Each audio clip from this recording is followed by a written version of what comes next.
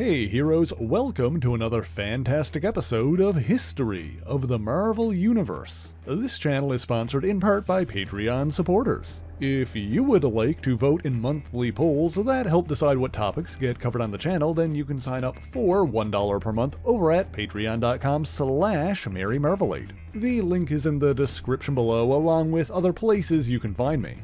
Benjamin Jacob Grimm was born and raised on the Lower East Side of Manhattan in New York City. His parents were a Jewish couple named Daniel and Elsie, and the family lived in an apartment building on 7135 Yancey Street. Growing up in poverty, Benjamin endured hardship from an early age, but learned to be tough from his rough-and-tumble relatives. Ben himself was named after his grandfather, who was something of a local legend in terms of backroom brawling. He also had an older brother, Daniel Jacob Grimm, named after their father. The middle name that the two brothers shared was presumably taken from their uncle Jake, who escaped from the slums and attended medical school. Their father, Daniel Sr., however, was an alcoholic who failed to hold down a steady job. And so it was the younger Daniel who financially supported the family, turning to petty crime to do so. You see, Dan Jr. was the leader of the Yancey Street Gang, a fact that caused plenty of friction between himself and his father.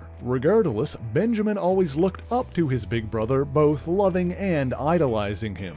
But one night, after hearing yet another heated argument between his father and brother, 8-year-old Ben noticed his brother sneaking out of the apartment and decided to follow. Staying out of sight, Ben saw Dan's gang face off against their rivals from Thompson Avenue. Before long, the scene erupted into a brawl, and Daniel Grimm Jr. was right in the thick of it, at least until he was overwhelmed and fatally stabbed before his brother's eyes. For the first time in his life, Ben saw someone die, and for the first time, he swore aloud, cursing the gangs, his father, and even God himself for what had happened. Then, when he was finished, 8-year-old Ben Grimm picked up a weapon and ran into the fray himself. This very well could have been the end of Ben's story had the police not arrived shortly thereafter. Most of the gang members escaped, but Ben was taken in and turned over to his parents. Daniel's would not be the last death in the Grimm family, however, and within a year his Aunt Sophia succumbed to cancer. Angry at God, Ben grew embittered and fell in with the Yancey Street Gang as well. As an initiation test, he was sent to steal from the local pawn shop, but rather than merchandise, he took a Star of David pendant belonging to the store's owner, Hiram Scheckerberg. Despite the efforts of his mother and sympathetic neighbors like Ava Coogan, over the next several years, Ben followed a path similar to his brother. While most of Dan's old crew wound up either dead or in prison, a teenage Ben began leading the Yancey Street Gang and its newest recruits. Then one day he returned home to learn that his parents had been killed in some sort of accident. The details of exactly what happened have not been revealed to the public, but Ben's uncle Jake was there to break the news. Not yet an adult, Ben begrudgingly moved in with Jake and his wife Alice, who became his legal guardians. However, by moving uptown, he lost his standing with the Yancey Street Gang, who denounced him as a sellout, kicking off a long-standing rivalry. And so Ben resented Jake and Alice, but the couple continued to offer love and support. Slowly, they were able to get through his tough exterior, and Ben's attitude started to change. With their encouragement, he enrolled in high school and warmed up to the idea of continuing his education. Fortunately, he found a path forward by participating in varsity football. Not only did this provide him with a scholarship to State University, but it also gave him an outlet for the anger he still had inside after so much death in the family. Sadly, he would lose yet another parental figure when his Aunt Alice was killed in a car crash. Jake was badly injured, partially paralyzed in the accident, but while he was recovering, he met a student nurse named Petunia. She would eventually become Jake's second wife and developed a healthy relationship with Ben, who quickly took a liking to his new aunt. On his first day at university, Ben also met one Victor Von Doom, who was storming out of the dorms, refusing to accept a roommate. And so instead of Doom, it was Ben Grimm who shared a room with the smartest man on campus, Reed Richards. Between Ben's football prowess and Reed's academic notoriety, the two had heard of one another, but this was their first actual meeting, and Ben asked his new roommate what he planned on doing with all of his knowledge. Reed explained that his dream was to create a ship capable of traveling to the stars, and Ben jokingly remarked that if he succeeded in building such a rocket, then he would fly it for him. Despite their vastly different upbringings, the two soon became close friends, with Reed cheering louder than anyone else when Ben made All-American. They also made a good team, like when they worked together to play a prank on Doom, their first real adventure together, placing a sticker over one letter on a trophy that Doom had earned so that it instead said Victor Von Doof. Sure, it may have been childish, but the two men shared a laugh and forged an everlasting friendship. Not everything they did together was so mundane, mind you, and Ben later encountered a man who claimed that the world would soon be invaded by aliens. Ben sent the crazed man to Reed, mostly as a prank, but Reed then deduced that the amnesiac man was the alien invader and simply forgot. Funnily enough, a fictionalized version of those events was evidently related to the public in the pages of the comic magazine Amazing Adult Fantasy, albeit with Ben's role omitted and Reed's replaced with an older scientist, Professor Crater. There was also a point at which Ben, Reed, and Doom accompanied Reed's father, Nathaniel, on a time travel adventure during which Ben wore an exoskeleton power suit. During these college years, Ben was dating a woman named Alan Cambers, his first real love. At one point, the couple tried to set Reed up with one of their friends, but he had his eyes on another young woman, Susan Storm. One day, Alan left the school abruptly to pursue her acting career, simply telling Ben to forget that she was ever in his life. He was distraught, of course, but after 3 weeks he managed to find her again and proposed. Alan did love him evidently, but was afraid that she would neglect him in the pursuit of her career, and so she rejected his proposal, asking him not to look for her again.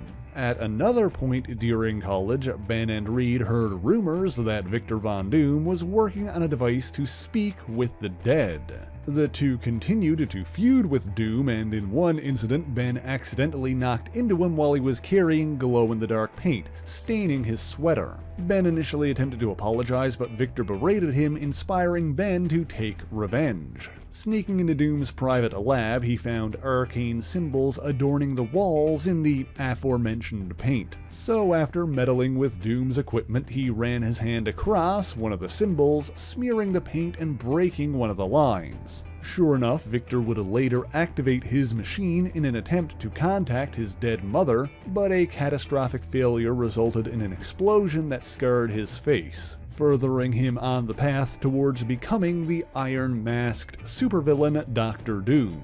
Now, it's impossible to say for sure whether or not Ben's actions were directly responsible for Victor's accident, but he would secretly blame himself nonetheless. Although Reed had also tried to warn Victor to double-check his calculations, and later reasoned with Ben that nothing they did could have changed what had happened, for Dr. Doom was inevitable. After graduating from college, Ben enlisted in the US military and saw combat as a pilot overseas. Older tellings of the story indicate that he and Reed would have fought in World War II, but with the timeline having shifted forward, the current canon is that they were involved in the Siancong War in Southeast Asia. After training and serving in combat duty for a time, he became a test pilot for the US Air Force and was soon considered one of their best. It was during this time that he first met the Canadian intelligence operative simply named Logan, later Wolverine. He befriended his fellow pilots like Mick Clancy and Desmond Pitt, and started a relationship with a government scientist named Dr. Linda McGill.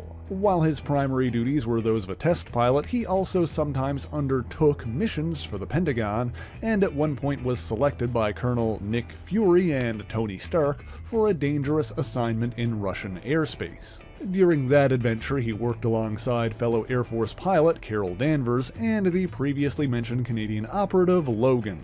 They were shot down by the Black Widow, known at the time as Natalia Shostakova, but the three succeeded in escaping from Russia. Eventually, he began training to become an astronaut alongside pilots like John Jameson. By this point, Reed had begun construction on his rocket and decided to take Ben up on his offer by asking him to pilot it. Ben agreed, and the team began testing, planning, and preparing for their journey into deep space. By this point, Reed had started dating Susan Storm, who was also heavily involved. Susan's younger brother Johnny wanted to join them as well, but Ben was hesitant about bringing a teenager into space. But with a little push from Susan, he agreed to put the young man through astronaut training as well. Ben put the boy through his paces, fully expecting him to fail, but much to his surprise, Johnny proved worthy of being made a backup pilot. Meanwhile, during their preparations, Reed was often too absorbed in his work to pay attention to Susan.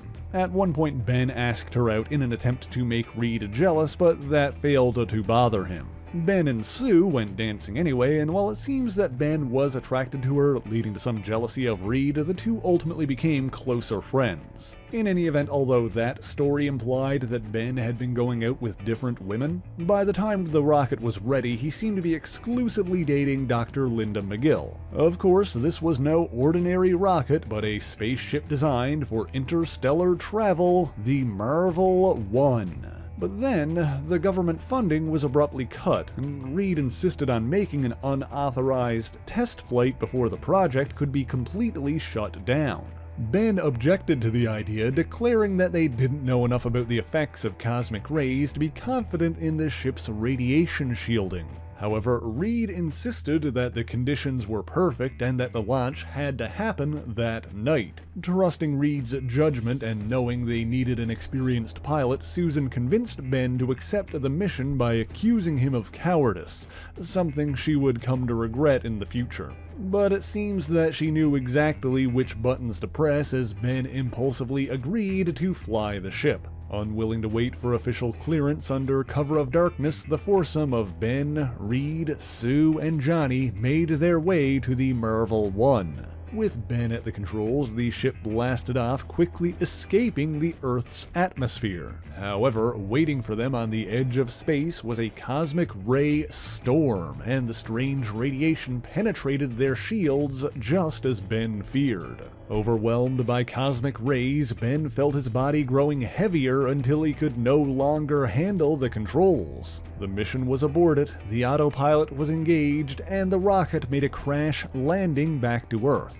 The four adventurers survived, but the enigmatic radiation had affected each of them in different ways. Susan Storm gained the ability to fade from sight and become an invisible woman. Johnny Storm burst into flame and could soar through the air as a human torch. Reed Richards found that his body could become elastic enough to stretch considerable distances and contort into various shapes. While those three could return to their original forms, Ben Grimm's grotesque transformation would prove to be more permanent. His strength increased to incredible superhuman levels, but as his mass grew and his body mutated, his skin was replaced by an orange, scaly hide. In her shock, Susan declared that he had transformed into some sort of thing, another moment she would come to regret. Initially, Ben lashed out at his friends, but Reed used his own powers to restrain him until he calmed down. The test flight had failed, his best friend had been transformed into a monster, and Reed Richards blamed himself. But soon he would hit upon an idea, a way to prevent his friends from being labeled as monsters or used as lab rats. Ben, meanwhile, agreed with Reed that they should use their new powers to help mankind, simply because it was the right thing to do. Reed dubbed himself Mr. Fantastic, while Ben took the name Susan had given him and became The Thing.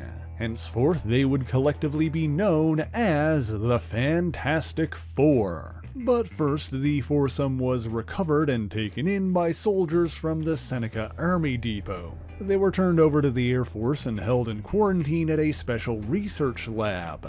During this time, Ben was visited by Linda McGill, but she was overwhelmed by what he'd become and left him. I will note that another source indicates that this encounter, or a very similar one, happened later at Ben's home in New York. I bring this up partly to point out that because the origin of the Fantastic Four has been retold and revisited a number of times, certain details can be inconsistent or differently ordered, but the core of the story remains firmly rooted in what was established back in their first issue. The Four evidently proved themselves useful when they helped subdue another cosmic ray-empowered individual who escaped from containment. In the wake of that and subsequent incidents that we'll touch on shortly, Reed was able to negotiate a deal with the US government in which the Fantastic Four could operate openly for the benefit of mankind.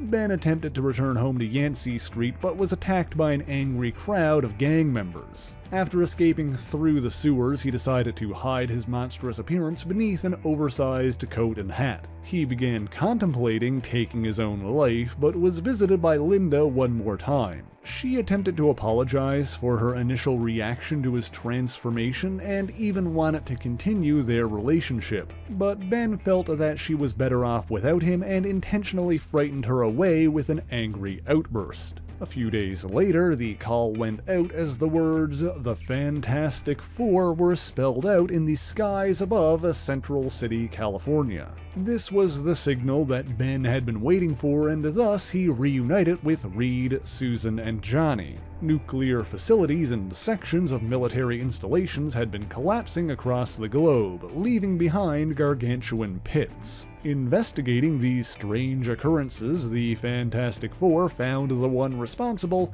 an individual known as the Mole Man. He had done this by enslaving a legion of giant subterranean monsters to do his bidding. The foursome defeated the Mole Man and foiled his plans, but it would not be until after this and a subsequent battle against the alien Skrulls that they adopted their traditional superhero trappings. They transformed the topmost floors of Manhattan's Baxter Building into their high-tech headquarters. Using his genius, Reed provided the team with a variety of vehicles, including the Flying Fantasticar. Susan designed costumes made from unstable molecules and provided Ben with a mask to cover his face. However, that was quickly abandoned along with the top half of his uniform, as he preferred the ease of mobility in combat. His condition was somewhat unstable in those early days, and he would sometimes shift back and forth between human and thing forms. As his body stabilized, however, these random transformations petered out, and his thick orange skin, originally comparable to dinosaur hide, hardened into a more rock-like state. Meanwhile, Reed's plan to give his friends a new lease on life by transforming them into celebrity superheroes began to work, and the thing was accepted by the public. The Fantastic Four battled many monsters and villains, perhaps most notable among them being Ben and Reed's old classmate Victor Von Doom. In their first encounter with him in his masked persona of Dr. Doom, he held Susan hostage and sent Ben, Reed, and Johnny back in time to retrieve Blackbeard's treasure chest. During that adventure, because of a pirate costume he used to disguise himself, it seems as though Ben was the legendary Blackbeard. In any event, they fulfilled their obligation to Doom by bringing him the treasure chest, but made sure to leave behind its contents. Another important villain is the infamous Puppet Master, who used dolls made from radioactive clay to control people's minds. His stepdaughter was a beautiful blind sculptress named Alicia Masters, who could sense the kind and gentle nature beneath the thing's rocky exterior. In the wake of the Puppet Master's initial defeat, Ben and Alicia grew close and fell in love. Over the following years, across countless battles and adventures, Ben Grimm has truly shown the world that despite his strange appearance, he is a hero in every sense of the word. As the rough and tumble brawler of the group, whenever a problem can be solved with brute force, the Thing will rush in with his trademark battle cry, "It's clobberin' time!" He has forged many friendships with other members of the superhero community, and together with the Avengers' butler, Edwin Jarvis, has organized a series of floating poker games for himself and his allies. He's also started his fair share of rivalries and has had a number of battles with the Incredible Hulk, one of the few mortals on Earth who are physically stronger than the Thing. He's maintained a long-standing enmity with the Yancey Street Gang for some time, although some have developed a grudging respect for their famous alumnus. Of course, there are far too many adventures to recount here, like the time he was briefly depowered and wore an exoskeleton to emulate his powers, or when he took a security job at the alternative energy research facility Project Pegasus, or the time he decided to remain behind on Battleworld in the aftermath of the First Secret War, or when he started participating in the Unlimited Class Wrestling Federation, or when he mutated further into a spiky form after being exposed to even more cosmic rays, or that time his face was slashed in a fight with Wolverine, inspiring him to actually use the mask that Sue had once made for him. In spite of all these changes and transformations, he would always inevitably revert back to his Rocky Thing form. He did eventually attempt to atone for some of his misspent youth by returning the Star of David pendant he'd stolen from Hiram Scheckerberg. Hiram, however, insisted that Ben keep the pendant and helped him reconnect with his Jewish roots. Ben also later funded the Grimm Youth Center on Yancey Street, named not for himself but his late brother Daniel Grimm Jr. And although that was one brother he lost, throughout all of this, Ben has found a surrogate family in the Fantastic Four, each member of which is like a sibling to him. And so with the birth of Reed and Sue's children, Franklin and Valeria, Ben became both a godfather and an uncle. While their relationship has hit rocky patches for various reasons over the years, like the time that she was abducted by a Skrull who impersonated her and married Johnny Storm, more recently Ben and Alicia have tied the knot and become husband and wife. The couple have even adopted 2 children of their own, the Skrull girl Nakala and the Kree boy Joe Venn. In the end, Ben Grimm remains one of the world's most recognizable heroes, the self-proclaimed idol of millions, the ever-loving Blue-Eyed Thing.